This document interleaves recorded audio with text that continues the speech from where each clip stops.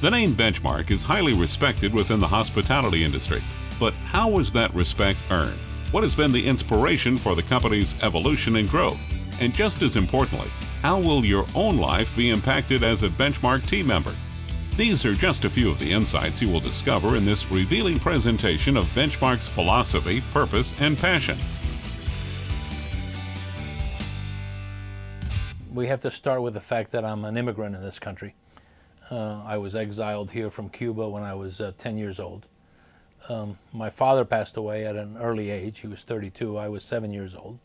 So my life started out with two turmoils to a very young individual. The loss of my father and then being exiled in a country where I didn't speak the language. What really kept me going was my mother's attitude about things. My mother believed that nothing was impossible, and it was the resolution to any problem that we could encounter anywhere. If there was a problem, there was a solution to that problem.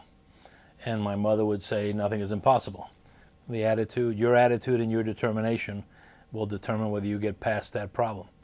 And to this day, that has been in the center core of the culture of the company, which has been a reflection of me and how the company has been built. So you could say that that's kind of the first seed of the culture of the company, which has germinated into many other different factions, including being the difference. I guess that would be the one thing I would want everybody to know. I think in looking, every company has ups and downs. We've had 4 economic downturns. And during those economic downturns, we need to manage things differently, look at staffing differently, look at the way we manage our properties differently.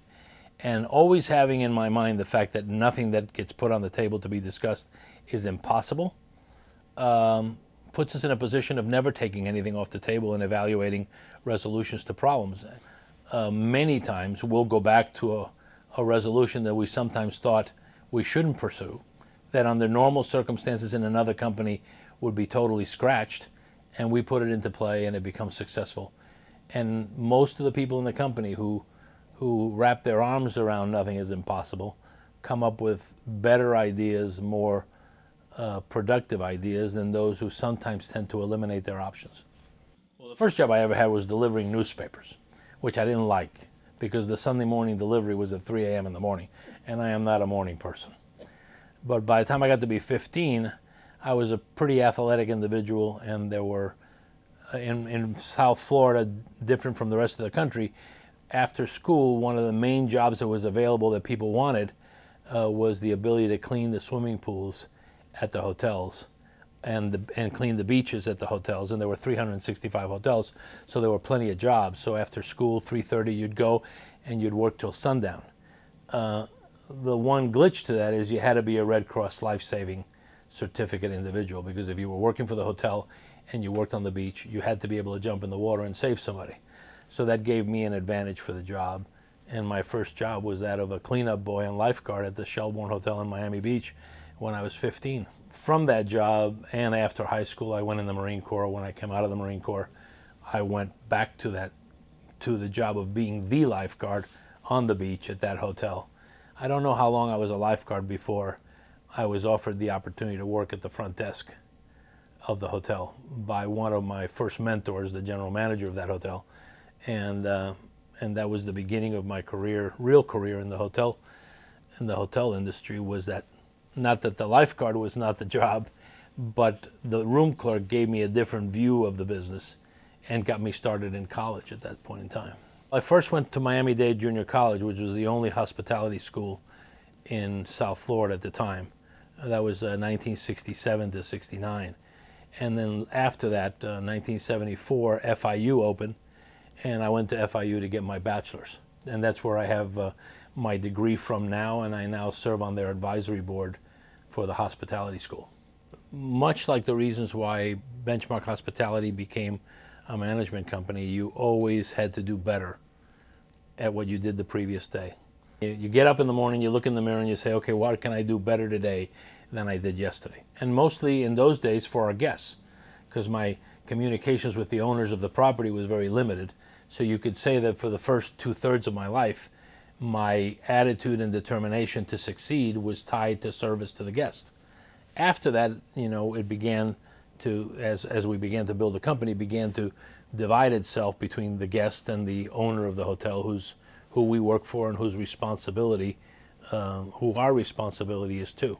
Well, the interesting thing is that I was assistant manager of a Sheraton hotel 2 years before I got my degree from college. So by the time I got out of college, I began to look at how people did things, how other properties did things, and began to mentally note the things that I liked about our business and the things that I didn't like about our business.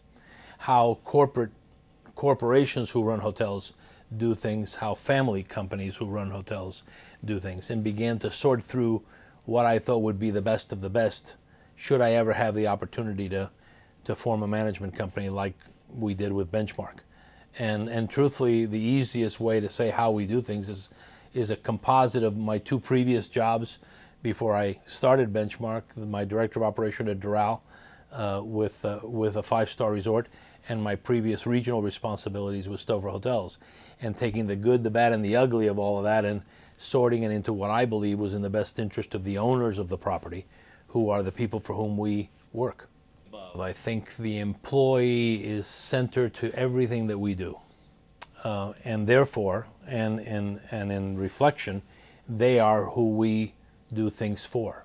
Creating opportunities for them to grow within the company is tied to everything we do up until the decision to take on another division of properties.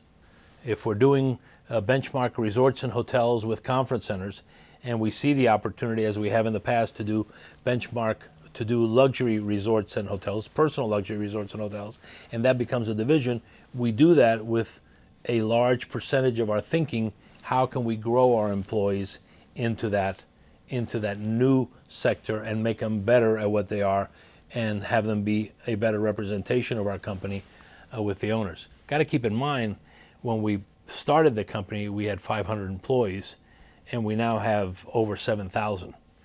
And there's a lot of individuals with us that have been with us over 20 years, and they have been through all phases of our growth. I know that in some cultures, pride is a negative. It's not perceived as being something that a personality should contain.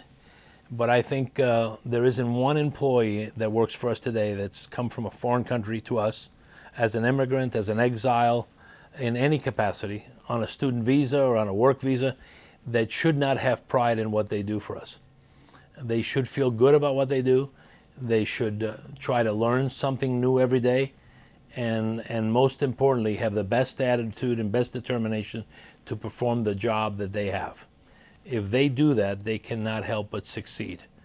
Our business is not a very complex one when it comes to the economics of actually running the business itself, but without the service aspects of taking care of the customers, who pays the rate, who comes back to us, our business would not exist.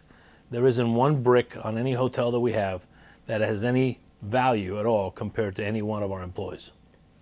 I think I had a fear as the company grew from 500 to 7,000 employees that some of the culture issues that were part of us at the beginning would disappear, but they haven't.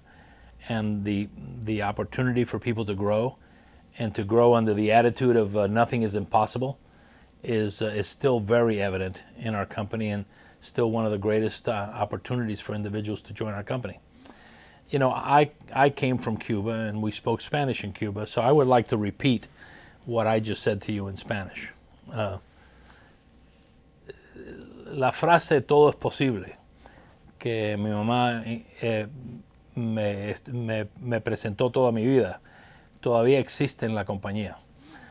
Cuando empezamos la compañía teníamos 500 empleados solamente, y ahora tenemos más de 7,000.